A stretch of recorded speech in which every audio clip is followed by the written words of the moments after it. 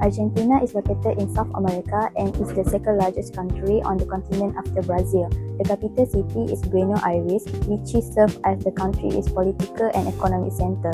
In 2026, Argentina population is approximately 46 million people.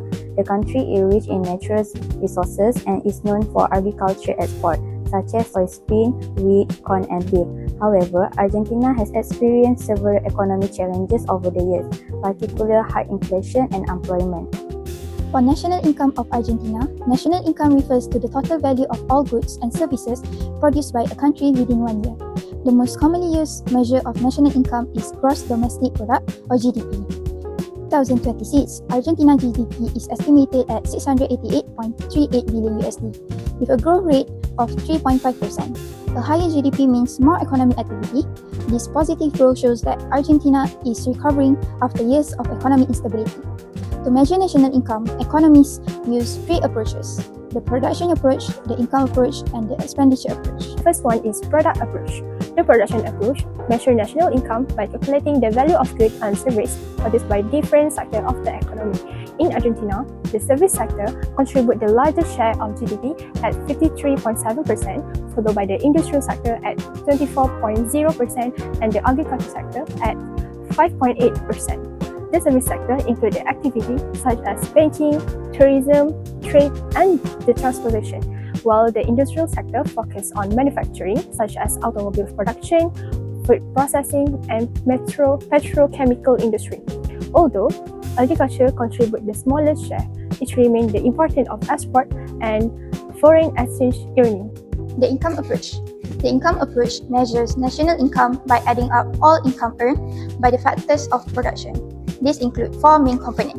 First, wages and salary. Workers earn wages from employment in industry and services.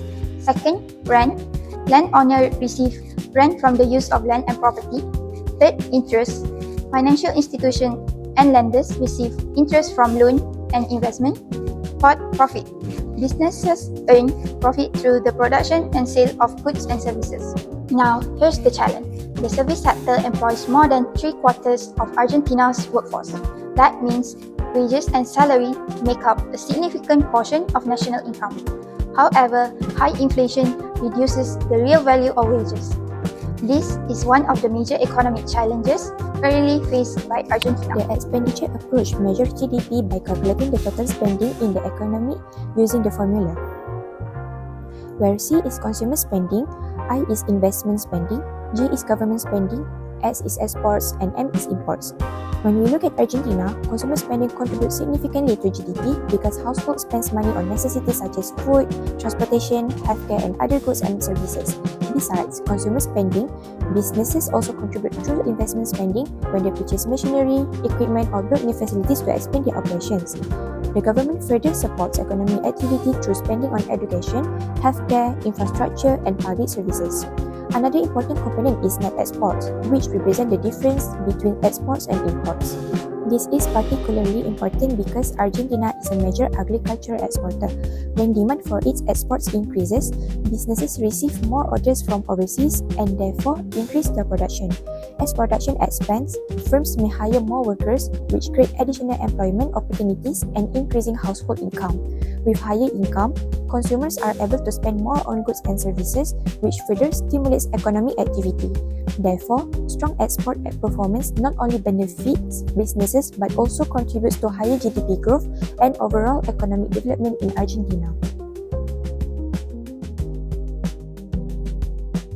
Comparison of national income over the time. This table shows that the GDP growth rate of Argentina from 2023 to 2026. As we can see, Argentina experienced a negative GDP growth rate in 2023, which indicates that the economy was contracting during that year.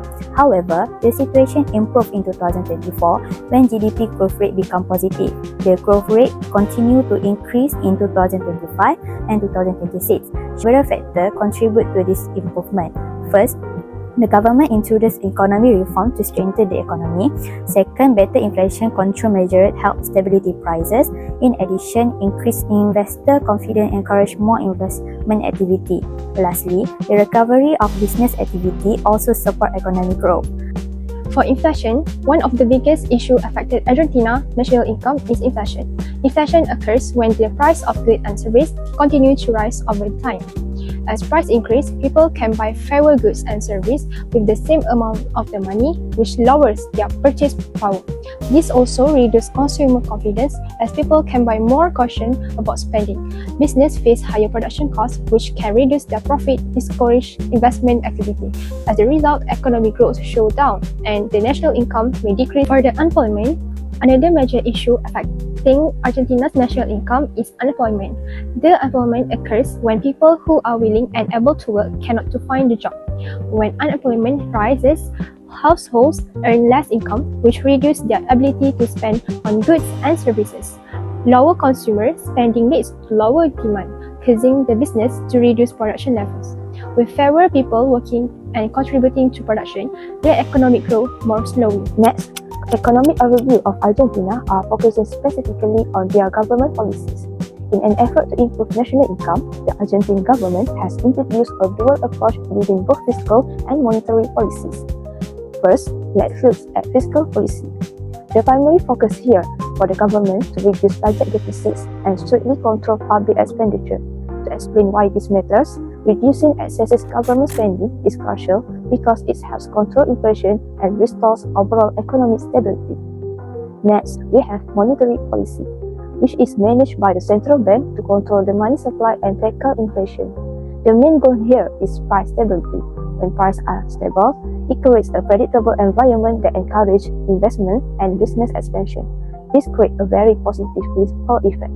When business invest more, they naturally create more jobs and increase production. To wrap things up, we must acknowledge that it is not entirely smooth sailing.